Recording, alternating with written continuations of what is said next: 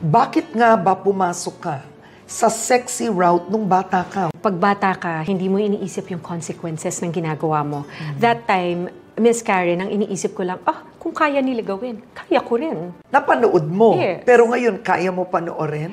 Napapanood ko pa rin, pero Talaga? parang, maano ka na lang parang, sira ulo ka, sunshine, ginawa mo yan. Ngayon kasi, mas pinagbuti ko yung sarili ko. Pinakita ko sa mga tao na hindi lang naman pagpapasexy ang kaya kong gawin. Yun nga yung sinasabi ng mga tao, nakikita ko yung mga comments, bagay sila, sana magbalikan. Wala nang ganun.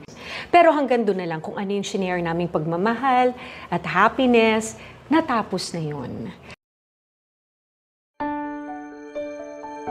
Almost 5 days bago mag 6th anniversary kami, naka-lock-in taping pa yun. Nakita ko lang, Miss Karen, na parang hindi nagle-level up yung relationship. Kasi magsi 6 years na parang ganyan lang kami.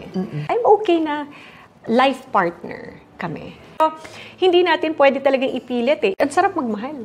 Bakit hindi? Lahat naman tayo may karapatan tayong mahalin at magmahal.